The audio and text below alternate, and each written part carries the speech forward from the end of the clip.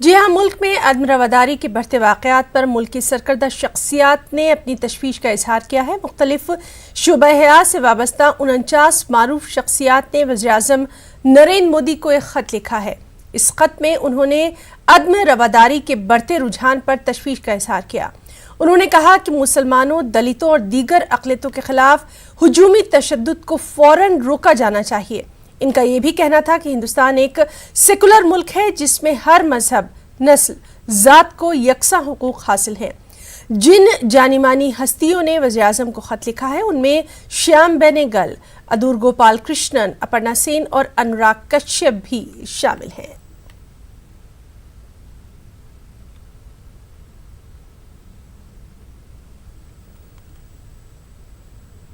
देखने को मिलता है कि कुछ ऐसे लोग हैं जो लगातार ऐसे पत्रबाजी करते हैं और अलग अलग विषय पे। कभी वो कहते हैं अवार्ड वापसी को लेकर विषय है, कभी बोलने की स्वतंत्रता खतरे में है वो विषय है, कभी लिंचिंग को लेकर बोलते हैं।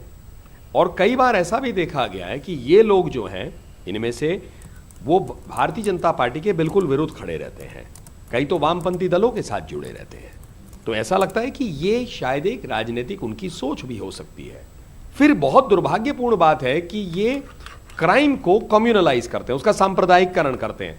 चाहे हिंदू हो, मुसलमान हो, बौद्ध हो, ईसाई हो, किसी भी धर्म का हो, यदि कुछ गलत काम उस पर होता है तो कानूनी प्रक्रिया उस पर लागू होगी, उस पर एक्शन होगा। और भाजपा की सरकारें हमेशा करती हैं।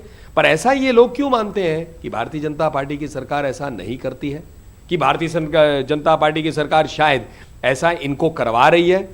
मोदी जी देश के प्रधानमंत्री, उन्होंने हमेशा कहा है संविधान के आधार पर यह देश चल रहा है और उन्होंने कहा है सबका साथ, सबका विकास, सबका विश्वास। सरकार उनकी है जिन्होंने वोट सरकार के लिए किया, सरकार उनकी भी तो है जिन्होंने सरकार के लिए वोट नहीं किया, मोदी जी कहते हैं। तो ऐसे लोग जो है क्राइम का या कोई गलत काम का सांप्रदायिककरण करना बंद कर दे। यदि एक धर्म का व्यक्ति उनको लगता है उस पर कुछ हुआ तो तुरंत एक चिट्ठी लिख देना, दूसरे धर्म का हो तो चुप बैठ जाना, ये करना उचित नहीं है। यूएपीए कानून में तरमीम मामले पर वज़ीर दाखिला अमित शाह ने लोकसभा में बयान दिया है। अमित शाह ने कहा है कि दहशतगर्दी के खिलाफ अदम बर्दाश्त की पॉलिसी अपनाई जाएगी। दहशतगर्दी के खिलाफ हुकूमत और अपोजिशन को मिलकर काम करना होगा।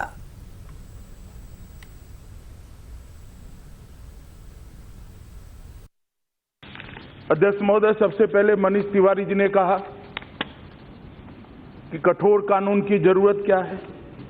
संवाद कीजिए, वार्ता करिए, कानूनों से टेररिज्म नहीं रुकता है। मैं ये थियोरी से सहमत नहीं हूं। कठोर से कठोर कानून की जरूरत इस देश में। आतंकवाद को मूल समेत उखाड़ने के लिए कानून के प्रावधानों की जरूरत है। ये कानून 1967 में आया, तब इस देश में कांग्रेस पार्टी की सरकार थी और इंदिरा जी प्रधानमंत्री। सबसे पहला अमेंडमेंट कब आया?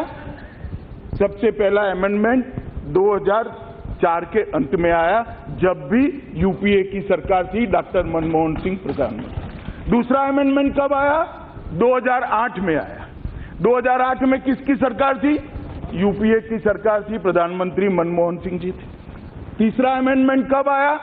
2013 में आया। 2013 में आया, तब भी किसकी सरकार थी?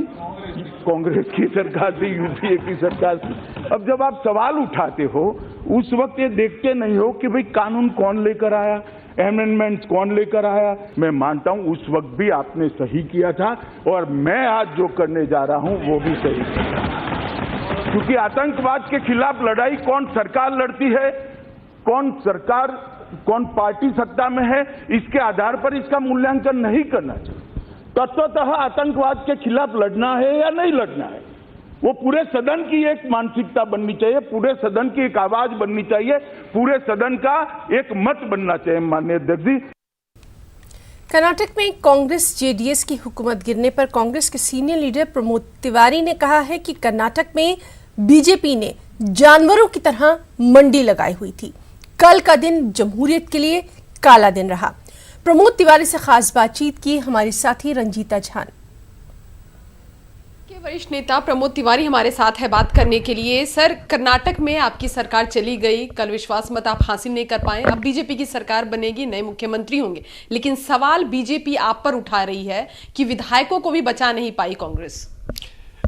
इसमें कोई शक नहीं कि हम विधायकों को नहीं बचा पाए, क्योंकि जिस तरह खुली मंडी में जानवरों की तरह खरीद फरोख्त की, भय और आतंक पैदा किया, सिर्फ कर्नाटक में नहीं देश के कई हिस्सों में हो रहा है।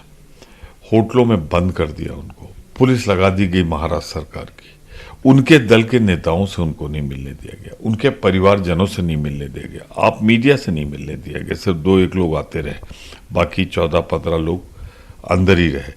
तो ये तो एक तरीके से आपने किसी को जबरदस्ती कब्जा कर रखा है, कब्जा कर रखने के बाद खरीद फरोख्त कर रहे हैं। तो निसंदेह कल अगर कोई विश्वास मत हारा है तो वो लोकतंत्र विश्वास मत हारा है, देश की जनता ठगा हुआ महसूस कर रही है। बताया ये जा रहा है कि कांग्रेस की तरफ से केंद्र में कोई नेतृत्व नहीं था, क्योंकि प्रदेश में नेताओं ने अपनी तरफ से लगातार कोशिश की कि किसी तरह सरकार बचे, लेकिन केंद्र में किसी तरह का नेतृत्व नहीं था, किसी तरह की बातचीत नहीं की गई, विफलता कांग्रेस पार्टी के अंदर थी। देखिए, जनरल सेक्रेटरी हमारे जो इंचार्ज हैं कर्नाटक के, लगातार वहाँ थे और सभी वरिष्ठ नेताओं के संपर्क में भी थे। तो यह कहना गलत है कि केंद्रीय नेतृत्व उपलब्ध नहीं था, परंतु ये डकैती थी लोकतंत्र में जनता के अधिकार पर, प्रतिनिधियों के अधिकार पर, और ये डकैती किसी और ने नहीं, भारतीय जनता पार्टी ने डाली। क्या लगता है डकैती मध्य प्रदेश, राजस्थान, छत्तीसगढ़, क्या वो तमाम राज्य होंगे जहां बीजेपी की सरकार नहीं है? देखिए, मध्य प्रदेश में तो सवाल ही नहीं उठता, क्योंकि यहाँ जेडीएस और मिलीजुली सरकार थी, उसका फायदा उठाया उन्होंने, गठबंधन ने। यहाँ तो कांग्रेस अपने बूते पे लगभग 114 है, 1 या 2 का फर्क है, वो नहीं कर सकते। तो इकलौती सरकार है, सारे वरिष्ठ नेता हमारे दिग्विजय सिंह जी, कमलनाथ जी, सिंधिया जी और सब दृढ़ प्रतिज्ञ है कि याद दिला देंगे। यहाँ 5 साल मजबूती से सरकार चलेगी, अच्छा काम करेंगे और अगले 5 साल के लिए निर्वाचित होंगे। धन्यवाद। तो साफ तौर पर प्रमोद तिवारी जी का कहना कि ये विधायकों की डकैती नहीं बल्कि लोकतंत्र की डकैती हुई है। कैमरा पर्सन नागेंद्र के साथ Ranjita Jha, news 18 network. Samajwadi Party के लोकसभा मेंबर आजम खान ने अपने खिलाफ मुकदमात को सियासी साजिश से ताबीर किया। न्यूज़ 18 से खास बातचीत में आजम खान ने कहा कि जिन किसानों ने उन पर जबरी जमीन लेने का इल्जाम लगाया है वो क्रिमिनल है। हमारे साथ बातचीत करने के लिए सपा सांसद आजम खान साहब हैं। सर, एक दिन बाद रोज़ एफआईआर पे एफआईआर, तमाम नए जो मामले हैं आपके ऊपर दर्ज होते जा रहे हैं, क्या कहना है? नया मामला है ही नहीं, कोई नया मामला नहीं है, बस वो 4.25 बीघा ज़मीन का है। तो वो तो नपत के बाद पता चलेगी, क्योंकि अगर आप पढ़ेंगे तो राजस्व निरीक्षक की तरफ से जो पहली एफआईआर हुई थी उसमें राजस्व निरीक्षक ने ये एफआईआर की है कि गाटा संख्या फलां और गाटा संख्या फलां 2 ये यूनिवर्सिटी की बाउंड्री वाल के बाहर है, उसकी भी एफआईआर हो गई। तो अब इसमें क्या कर सकता हूँ मैं? लेकिन सर, अब नया जो मामला है वो आपके यूनिवर्सिटी के जो 2 कैंपस हैं उनको भी सीज़ करने का आदेश प्रशासन ने दे दिया है, उनको भी सीज़ किया जा रहा है। नावेद हैं एक्स एमएलए, उन्होंने अमित शाह को पत्र लिखा है, उन्होंने कार्रवाई की मांग की, अमित शाह की तरफ से आश्वासन भी दिया है कार्रवाई का। न देखिए, वो जो कैंपस हैं वो बाहर हैं, शहर के अंदर हैं। वो 2 स्कूल हैं लड़कियों के, एक किड्स का है बच्चों का, मैं कोई खुद तो रहता नहीं हूँ, मेरा तो जो मकान है 20-30 साल से इतनी सकरी गली में है कि आपकी मोटर भी नहीं जा सकती, उसी में रहता था, उसी में रहता हूँ।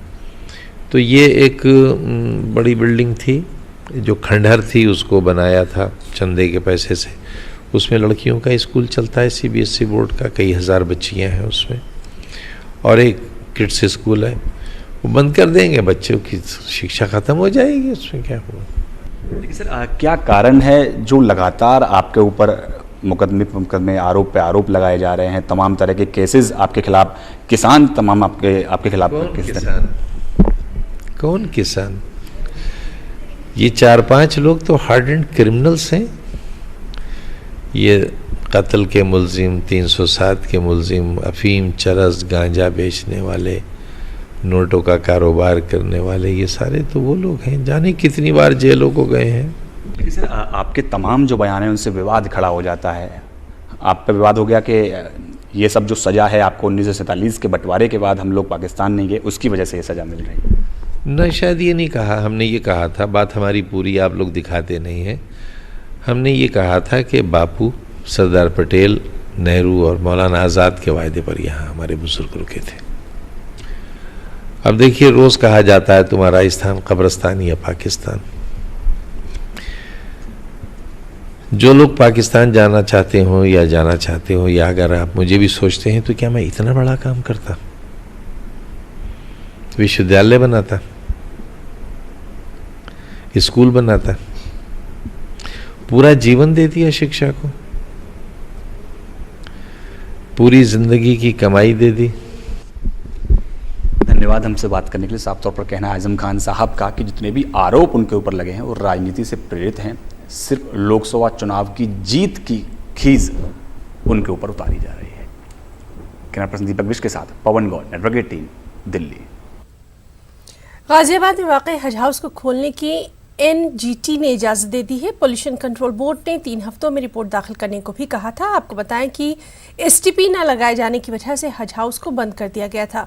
एनजीटी ने गुज़िश्ता साल 6 फरवरी को 136 KLD का एसटीपी लगाने का हुक्म दिया था। 2016 में एनजीटी ने हज हाउस को बंद करने का हुक्म दिया था।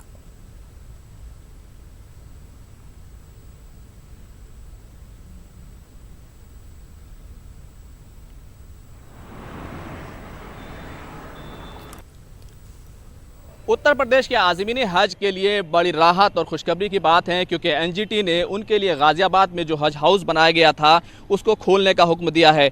एनजीटी ने कहा है कि यहाँ पर जो आलूदगी का मसला था उसके लिए एसटीपी प्लांट क्योंकि लगा दिया गया है, उसकी जांच करके जो प्रदूषण कंट्रोल बोर्ड है वो अपनी 3 हफ्ते में रिपोर्ट सौंपेगा और उसके बाद इसको डीसील कर दिया जाएगा। तो कहना चाहिए कि एक तरह से राहत वो आ चुकी है। दरअसल 2016 में जब इस हज हाउस को खोला ही गया था तभी एनजीटी में एक अर्ज़ी दाखिल हुई और उसमें कहा गया, हिमांशु मित्तल नाम के जो शख्स हैं उन्होंने ये अर्ज़ी दाखिल की, कहा कि इससे हिंडन नदी में आलूदगी होगी क्योंकि सीवेज ट्रीटमेंट प्लांट नहीं लगाया गया है। 6 फरवरी को एनजीटी ने सीधे तौर पर कहा कि इस पर पाबंदी आयद कर दी जाए और 20 फरवरी को पूरी तरह से ये वही हज हाउस है जिसको सील कर दिया गया था।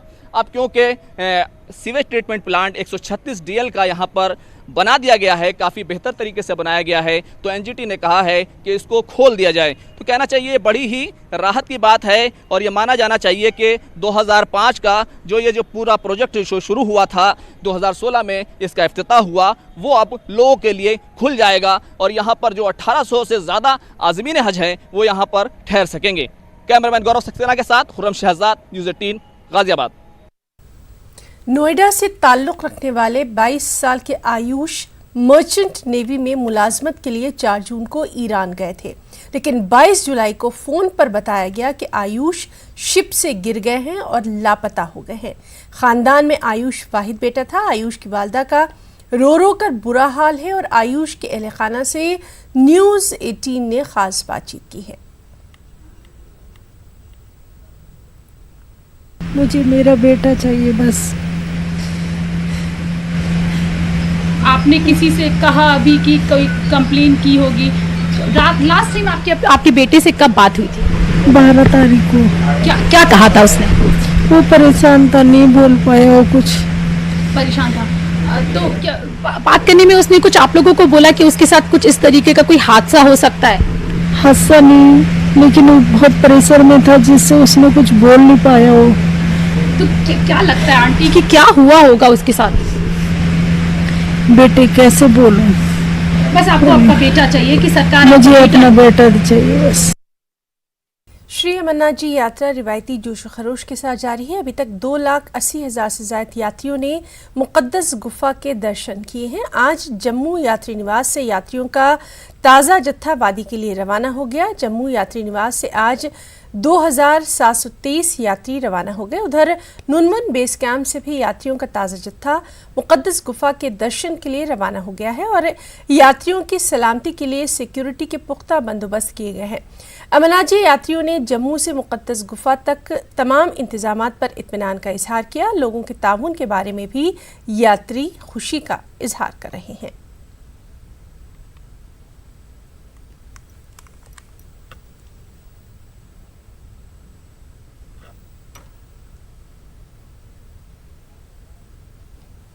और अब खास बात मध्य प्रदेश छत्तीसगढ़ की खबरें। सबसे पहले हेडलाइंस।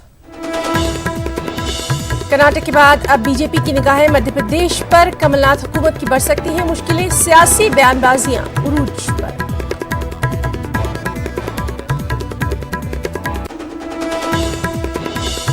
मध्य प्रदेश के टीकमगढ़ में कुछ लोगों ने की बेरहमी से शौहर और बीवी की पिटाई। बेहोश होने तक दोनों अपनी जिंदगी की सलामती के लिए लगाते रहे थे गुहार।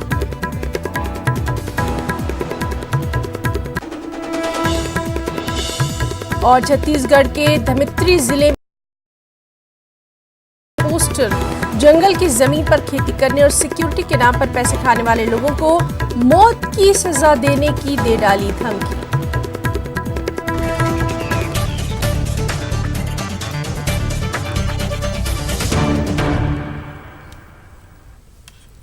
और हेडलाइंस के बाद अब खबरों की तफसील। कर्नाटक का सियासी असर मध्य प्रदेश में भी दिखाई दे रहा है। बीजेपी के हौसले हैं कि बुलंद हैं, सियासी बयानबाजियां उरूज पर हैं। खास रिपोर्ट।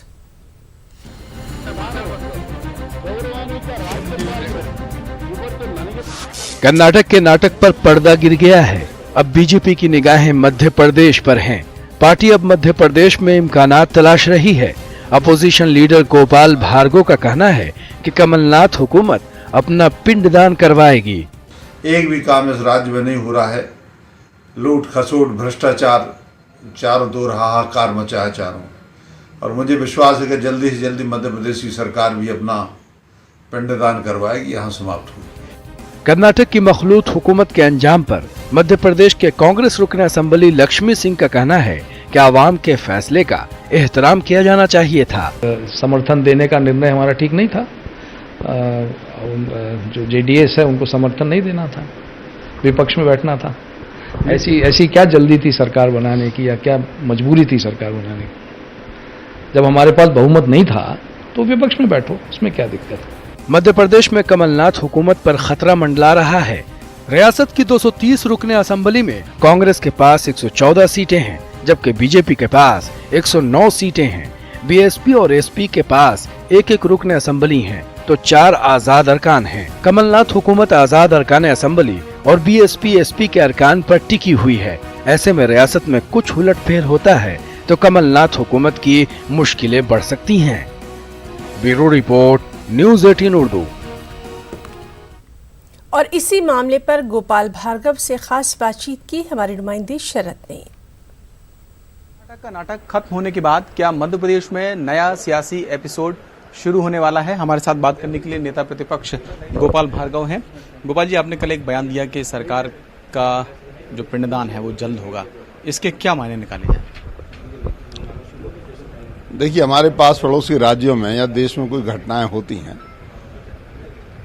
तो हम ये कह सकते हैं कि उससे हमारा राज्य अछूता नहीं रह सकता। कर्नाटक में जो घटनाक्रम हुआ वो एक अस्वाभाविक गठबंधन की समाप्ति थी। जो पूरा घटनाक्रम हुआ, सरकार गिरी, एक ऐसा गठबंधन जो एक दूसरे के खिलाफ चुनाव लड़े और उसके बाद में गठबंधन कर लिया, दीर्घकालिक नहीं होते। इसी तरह से मध्य प्रदेश की सरकार है।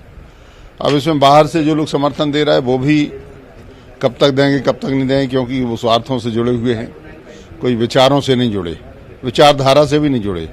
और कांग्रेस के अंदर भी जो मुझे जानकारी है कि ऐसे वरिष्ठ विधायकों की अनदेखी की गई जो कि वास्तव में नैसर्गिक रूप से मंत्री पद के लायक थे, लेकिन उनकी अपेक्षा दूसरे लोगों को ले लिया गया। तो इस कारण से मुझे लगता है कि उनकी जो वरिष्ठ विधायकों की व्यथा है वो, और जो बाहर से लोग समर्थन दे रहे हैं अपने स्वार्थों के कारण, सिद्धांत विहीन लोग, इनके कारण ये सब होगा घटनाक्रम, और मुझे लगता है जल्दी। सर लेकिन अगर मंत्री नहीं बनाया है तो वो मंत्री बना देंगे। अभी तो उनके पास है 5-6 मंत्री बनाने के लिए, और जिनके नाम काम नहीं हो रहे हैं उनके काम करवा देंगे। तो क्या बीजेपी इस उम्मीद में ही बैठी है कि कब वो मंत्री नहीं बनेंगे तो उनके पास तो है सारी व्यवस्था, विकल्प है उनके पास। कितने लोगों को मंत्री बनाएंगे और कितने लोगों के किस प्रकार के काम करेंगे, आप देख रहे हैं किस प्रकार के अनैतिक समझौते मुख्यमंत्री के साथ में किए जा रहे हैं, इस सरकार के साथ में किए जा रहे हैं। शायद मेरे ख्याल से मध्य प्रदेश के इतिहास में तो ऐसे समझौते कभी, अनैतिक समझौते कभी नहीं हुए होंगे, लेकिन किए जा रहे हैं। पूरे प्रदेश की जनता देख रही है, और किसान हो, नौजवान हो, सभी हाहाकार कर रहे हैं। जो वचन पत्र में कहा था कांग्रेस ने, एक भी बात पूरी नहीं हुई, सिर्फ झूठ बोलने, गाल बजाने के सिवा कुछ नहीं हो रहा। आपके पास कोई विधायक ऐसा है, कोई हॉर्स ट्रेडिंग जैसी कोई स्थिति, क्या लगता है कि हाँ मध्य प्रदेश में बनेगी? मेरे ख्याल से हॉर्स ट्रेडिंग की आवश्यकता नहीं है। मध्य प्रदेश एक ऐसा राज्य है जिसमें हॉर्स ट्रेडिंग हमारी परंपरा में नहीं है, जरूरत ही नहीं है। सारे लोग जो हैं वो खुद कहते हैं, आके असंतुष्ट हैं जो, वो कहते हैं अन्याय हुआ। और मैं भी कहता हूं कि ठीक है, आपका आंतरिक मामला है, आप जो चाहे निर्णय करें। तो जो मुझे लगता है कि ये सारी बातें जो हैं,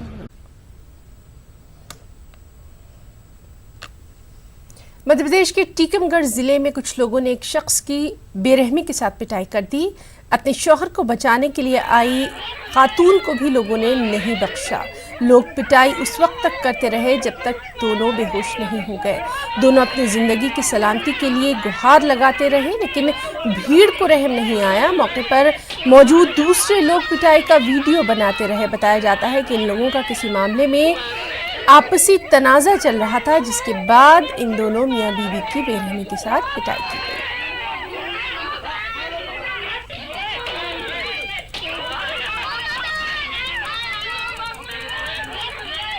परसों सुबह में लड़ाई भाई, जो हमसे बोलो हमारी मारुति गाड़ी चला, हम तो 200 रुपया रोज दें। हमने कि हमारा 4 मोड़ी मुड़ा है, हमारा 200 में काम नहीं हुज्जे, हमें तो ही संगत नहीं करने। विवाद किस बात को लेकर? विवाद जो बात है लड़ाई गाड़ी की, बोलो हम मारुति बहन चला, हमने मन वो झंडे के आज रात शाम की बात है। जा बोले साले जो भाजपा का झंडा लगाए थे, जो खींच के धाए थे। मध्य प्रदेश के शिवपुरी में स्वच्छता मुहिम के तहत बनाए गए बैतुल खला का इस्तेमाल लोग अपने अपने तरीके से कर रहे हैं। शिवपुरी के शीलानगर आंगनबाड़ी सेंटर पर बनाए गए बैतुल खला को किचन यानी बावर्ची खाने के तौर पर इस्तेमाल किया जा रहा है। बैतुल खला में बनाए गए किचन में आंगनबाड़ी कारकुन की मौजूदगी में बच्चों के लिए खाना बनाया जा रहा था। मिड डे मील के तौर पर इन बच्चों को ये खाना दिया जाता रहा था। अब मामले में अफसरान कार्रवाई की बात कह रहे हैं।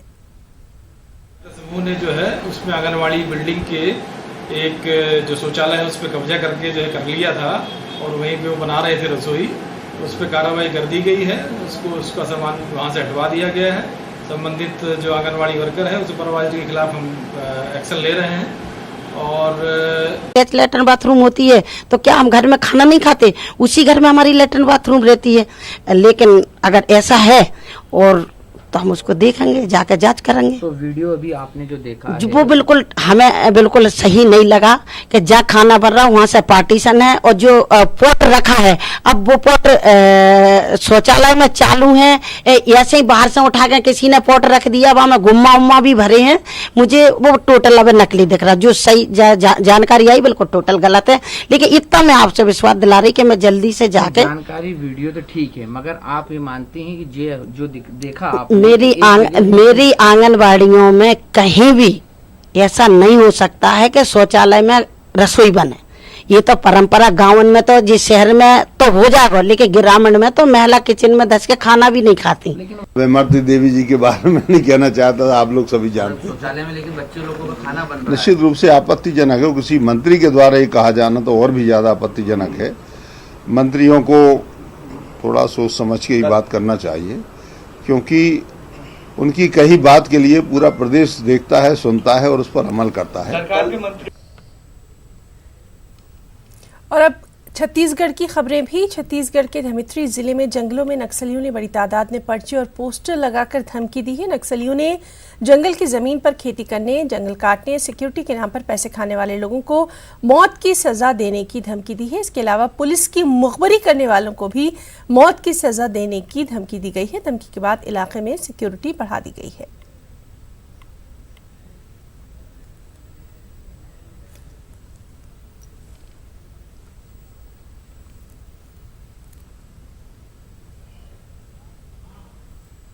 तो बुलेटिन में इतना ही। आदाब। इस न्यूज